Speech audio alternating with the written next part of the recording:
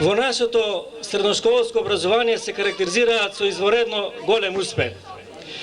Нашите олеснувачи што доаѓаат од странство сакаат од Македонија не да излегуваат кадри што и во нивните држави се водечки луѓе, туку сакаат да произведуваат ефтина работна сила, да им служат на соседните предпријатија од Грција како ефтина работна сила. Тоа нема да го дозволиме.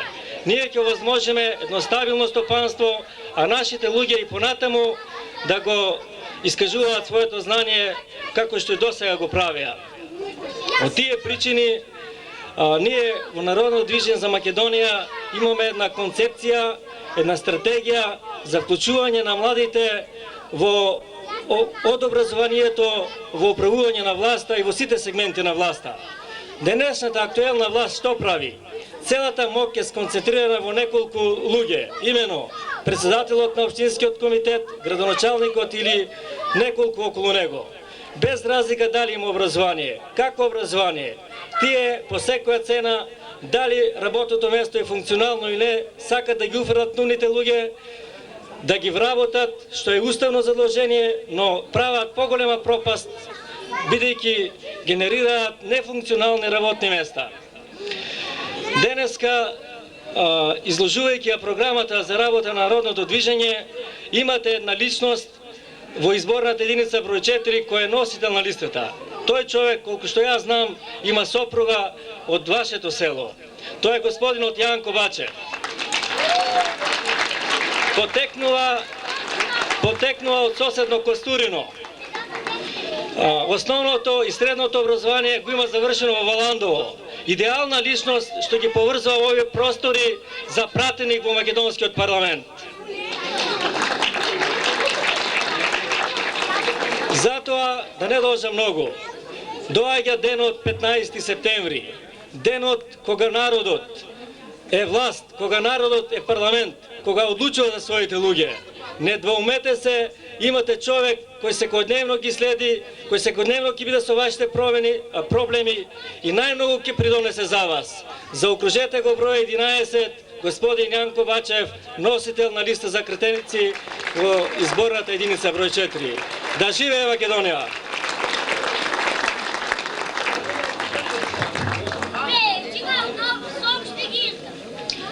Сега ја повикувам Жанета Најдовска, кандидат за пратеник од Прилеп.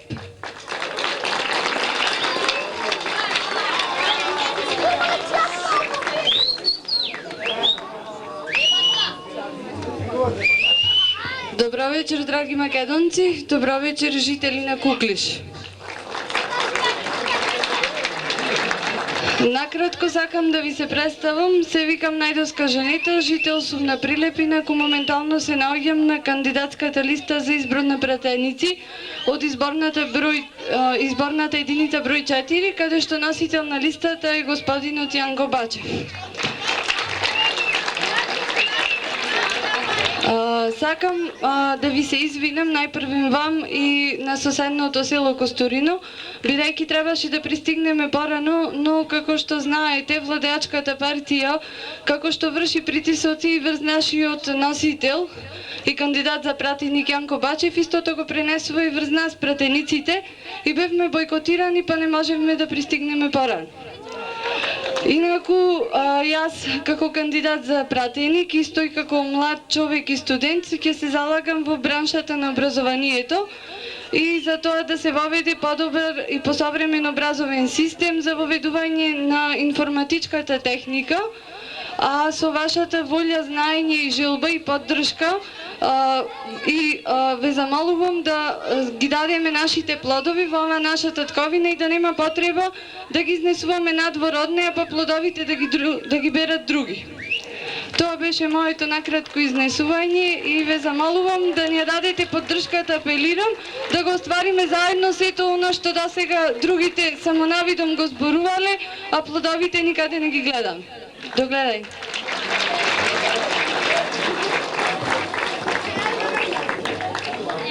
Го повикувам Ристо Цајконоје, председател на општинскиот одбор Струмица.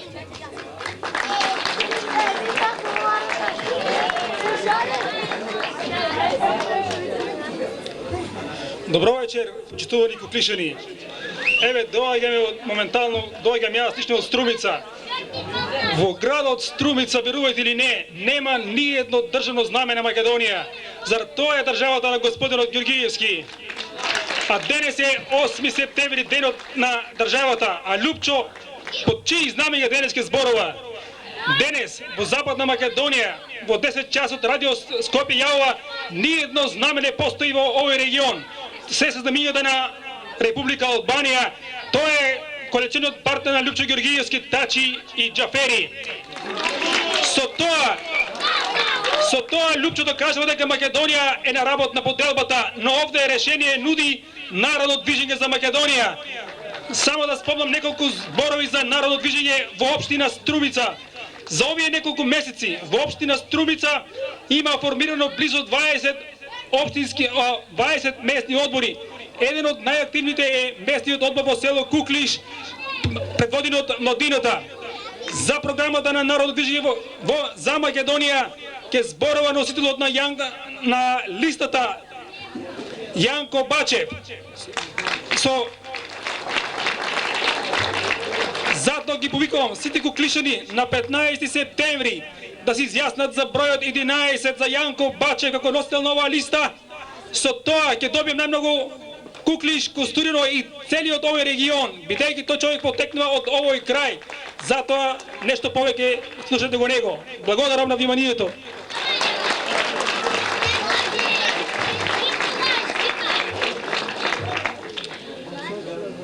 А сега го повикува Јанко Бачев, носителот на листата, кандидат за претеници од Народно движење за Македонија и председател на Централно собрание на Народно движење за Македонија.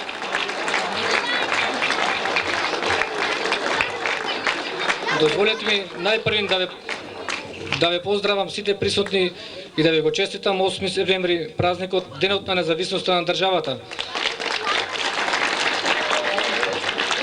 Како што кажа и мојот претходник, во ова партиско лудило, во ова партиска борба што се владее месец дена, по се изгледа заборавивме и најсветлиот момент, денот на независноста на државата. Ние гледаме тоа циркуско парадирање по Македонија продолжува со несмалена жестина. Денеска мои пријатели од Валандово ми кажуваат дека веќе им е смачено и досадено цел месец да ги шетаат по автобуси, да јадат сендвичи и да викаат Лупчо, Лупчо по 2 сата. Тоа ми го кажуваат денеска и тоа е под секое достоинство и на секој човек. По се изгледа дека власта продолжува со тоа замислено сценарио да му го скрши духот на овој народ. Ние како Народно движење за Македонија, дозволете ми во неколку овие мои минути, неколку реченици да ги изложам нашите залагања во делот на безбедноста и во делот на економијата, односно решенијата што ние ќе ги понудиме како партија. Дозволете ми најпрвин да кажам неколку моменти околу безбедноста. Ние, како што каже и нашата водителка, во овие 31 наша средба во изборната единица број 4, веќе јавно кажавме дека постои сценарио за растурање на оваа држава, кој е нешто, ако не се променат работите, треба да финишира некаде крајот на 2005 година. Но за жал, бидејќи можеби ова од вас прв пат го слушаат вечерва, на ние оваа теза ја промовиравме при нашето прво гостување во Прилеп пред околу 30 на дена. Но за жал, државната телевизија, вие ќе видите, нема да сретнете ни една реченица за нашата партија. Од тој фатален налог на премиерот даден пред почнувањето на изборната кампања до генералниот директор на македонската телевизија да не оди ниту една реченица на државната телевизија. Но нас тоа и не загрижува премногу, видејќи на државната телевизија вие во вестите сега нема што да видите. Половина сат го гледате Лупчо Ѓорѓиевски, половина сат Љубе Бошковски и нема што друго да видите. Пред околу половина сат Љубе Бошковски ви кажал од тука дека Народното движење ќе се премисли и ќе помине во ВМРО ДПМН. Ние му кажуваме дека целокупното членство негово ќе преминува во Народно движење за Македонија и по се изгледа ќе му остане само таа партиска врхушка и тие директори кои што ги шетаат сега по Македонија. Но за жал, ние тие работи ги кажавме и носители на тоа сценарио се моментално двајцата најкрупни играчи во македонската влада. И ако дојде до тоа сценарио, тоа нема да биде како резултат на дејствувањето на тие албански терористички банди. Јас најодговорно ви тврдам дека македонската полиција и војска може успешно да се справи со тие банди за 24 часа, но за жал постои тоа сценарио и носители на тоа сценарио се двајцата играчи во македонската влада кои со име и со презиме ние ќе ги кажеме во среда на нашиот митинг во Струмица, ќе ги кажеме нивните имења, ќе ги кажеме по чии служби стојат за нив, кој ги држи на врска тие две соседни разузнавачки служби, ќе ги кажеме со име и со презиме и ќе ги кажеме нивните конта и нивните богатства кои што ги направија во овие 4 години. Но за жал, од тоа наше тврдење пред месец дена, наместо мене сега да ме повика јавниот обвинител и да му ги кажеме сите тие работи за да поведе соодветна постапка, во овој месец дена мене ме викаат новинари за давање интервјуа. По логиката на нештата, најпрвен би требало мене да ме повика јавниот обвинител, бидејќи јас себе си се сметам за сериозен и одговорен човек, инаку по професија сум правник и добро знам што значи ако се каже невистина. Оти невистината представува кривично дело, а јас и сега јавно кажувам дека постои сценарио за растурење на државата и носители се моментално двајцата најкрупни играчи во македонската влада, кои што се под контрола на две соседни разузнавачки служби и кои играат по нивен диктат. Сега, ние исто така секоја вечер го слушаме македонскиот премиер како буквално плаче на македонската телевизија, кажувајќи како за сите проблеми што ја пратат оваа држава крив не бил НАТО, па криви не биле американците, па американците не ги сакале македонците, па ги сакале албанците. Тоа не е вистина, тоа се најобични моронски изјави од нашиот премиер, а се за залажување на македонската јавност. Ние најодговорно кажуваме дека сето зло што ја најде оваа држава лежи во внатрешните состојби, во внатрешните релации и кривци се исклучува носителите на државните функции. И таа војна што се водеше во Македонија, таа е резултат на тоа сценарио и во голем дел беше контролирана. Јас ја имав можеби таа среќа да работам во таква служба што ги видов сите тие работи и гледајќи ги тие работи, крајно време беше да направиме тој обид за да ги спречиме носителите на тие сценарија. Инаку и војната, како што кажа, во таа војна загина 72 македонски полицајци и војници. Ние јавно кажуваме дека 32 од тие беа жртвувани и наместени од македонската влада и нивен убиец е македонската влада. Јас сега времето не ми дозволува, само ќе ви спомнам неколку примери. Примерот на Карпалак или примерот на Арачиново, кога беше обсадата на Арачиново. Таму на почетокот загинаа тројца припадници на Министерството за внатрешни работи, односно тројца полицајци. Македонската власт успешно сега ја манипулира јавноста и ја крие вистината, кажувајќи дека загинале тие како резултат на дејствувањето на тие албански терористички банди. Тие тројца полицајци загинаа од топовска граната на нашата армија, бидејќи не им ги знаеше координатите. И јас сега не знам еден ден како овие луѓе, како и генерациите кои доаѓаат, кога ќе ги читаат аналите од оваа војна и кога ќе прочитаат дека македонски војници и полицајци се испотепале сами помеѓу себе, бидејќи не се знаеа координатите, односно не знаеа кај се разместени. А се заради глупостите што ги правиа Владо Бучковски и Љубе Бошковски како министри за внатрешни и министер за одбрана, и кои што не најдоа за сходно да најдат храброст и доблед да седнат на заедничка маса и да изградат стратегија за одбрана на оваа држава.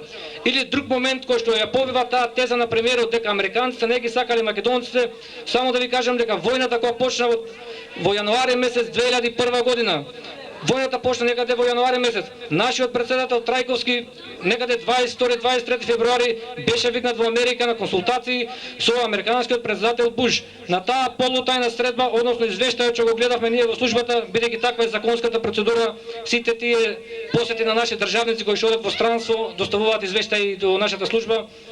Таму се гледа дека Буш буквално му вели на Трајковски: проблемот си е ваш и има вие да се го решите како знаете и умеете. И една потецидна подршка, поконкретна подршка од најмоќната сила, и може да се види дека ние во тој момент ја имавме таа подршка од најмоќната сила во светот. Но што правеа нашите политичари?